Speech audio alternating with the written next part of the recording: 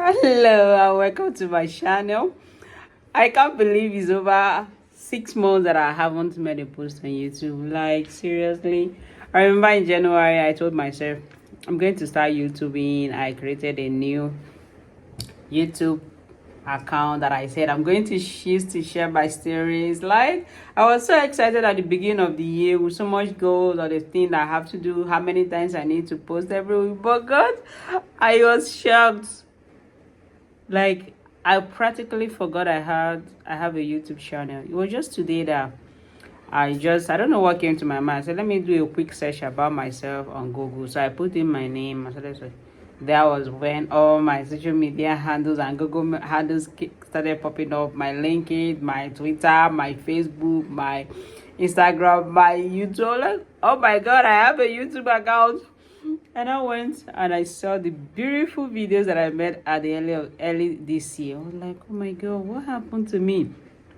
How come I stopped? That is the reality of a lot of us. So many times we have so many things that we want to do.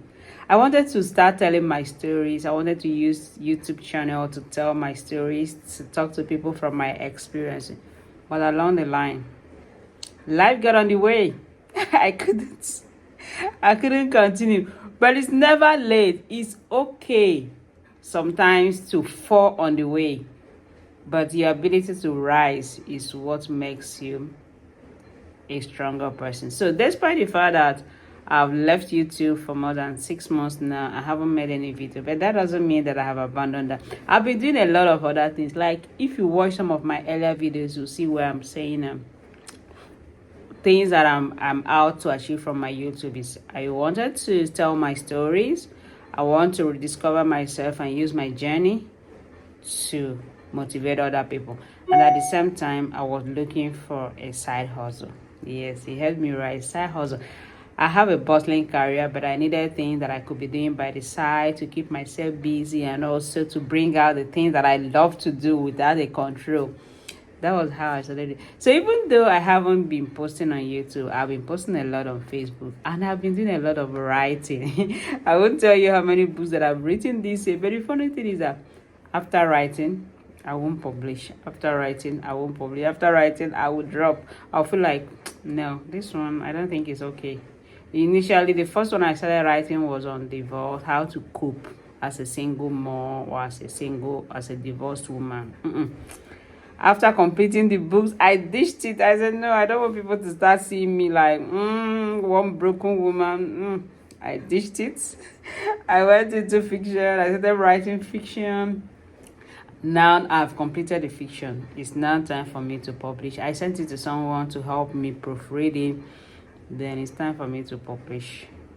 Ask me, what are you going to publish? I have no idea. I'm still scared. I still feel like what I'm doing is not enough. I still feel like, how are people going to receive my book? Is anybody going to buy it? Is it going to make sense to people? Are people going to, like, is my grammar okay?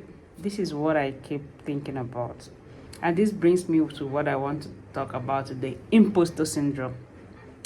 Imposter syndrome is that thing that makes us most times to feel like we are not enough. When I see all the great writers, all the great fiction writers, people like Chimamanda Adichie and the likes, I see their book on Amazon. So how am I going to compete with these people and many other great authors out there? How am I going to compete with them? I keep telling myself, I keep feeling like I am not enough. I keep feeling like I'm not even qualified to write a book. But this is my story. This is my book. Shouldn't even bother me. Shouldn't even be a concern to me. The book is mine. The story is mine. If I put it out there, if nobody buys it, it doesn't take away anything from me. The crux of the matter is that when I was writing the book, I feel so happy. I feel so good. Pouring out those emotions, remembering those things. So why on earth am I thinking about who will buy or who will not buy? Why not I just put it out there? Yeah, I'm asking. Do you know the answer? Do you know why I'm feeling that way? I don't know. Let me know. This is how a lot of us feel. especially for immigrants. When you see yourself in the foreign countries, you have a language problem, you have a career problem. Sometimes you are forced to start all over again. You are forced to, the situation warrant forces you to take up a new career. And in that career, you begin to ask yourself, am I good? Can I do it? I think these people are better than me. I don't even have an American degree. I've never been to school in America. Is it this my analog schooling? These people, they use a lot of electronic gadgets, and you'll be telling yourself that you are not equal to them. Not knowing that you, even though you never had all these things that made life easy, you pass through the most difficult way to get to where you are, which has put you in advantage that you can survive in every situation that you see yourself.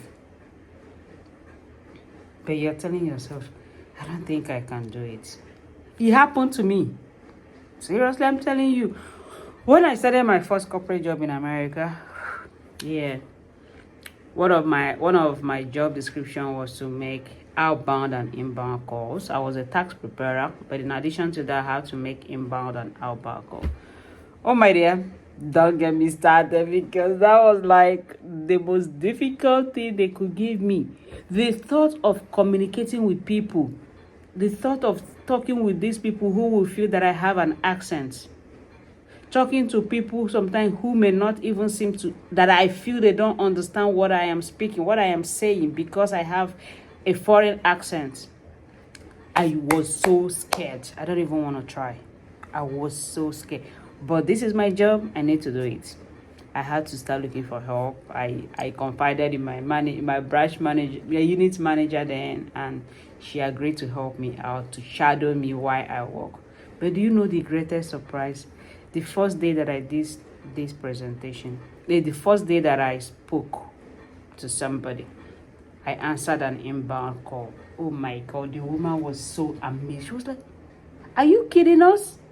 It looks like you're trying to deceive us or what? You are so good at this. So what's the problem? Even myself, I was surprised. Like, I was surprised at myself. Like, how did I do this? I spoke to somebody on phone.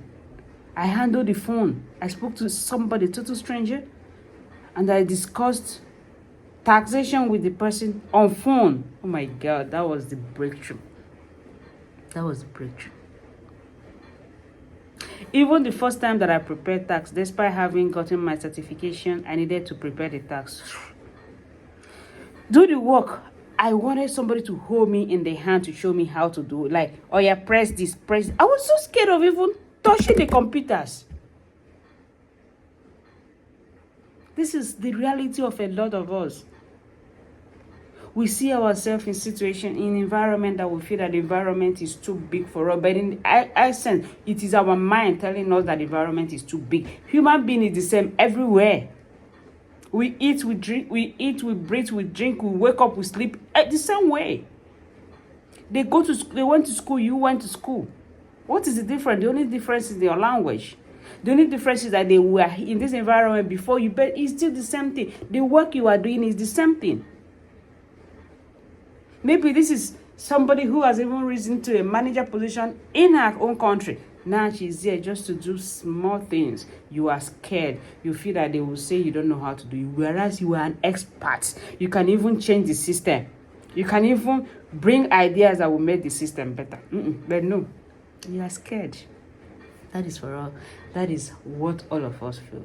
I feel that way too, but I am working on it. I am getting better at it. These days, I force myself to get out of my comfort zone and do certain things that ordinarily I'll be so scared to do. But I've started seeing everybody around me like the same, whether black, white, green, Asian, Africa. We are all human beings. We all have our expertise. We all have our fault. Nobody is better than the next person. Yeah, we all read the same books, sit for the same exams. So, well, why am I so scared?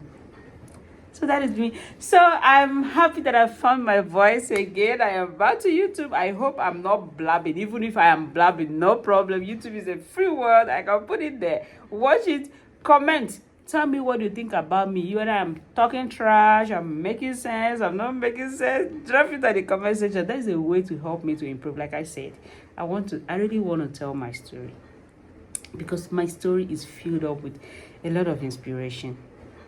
My story is a story of struggles, of resilience, of hope. Whenever I look back to where I was coming from and where I am today, I feel like just standing on the road, I start telling everybody, look at how I started, and look at where I am today. So join me on this journey while I unfold my life and tell you the things that I've been through in life. It hasn't been easy, but today I have every reason to say, oh my God, I've made it.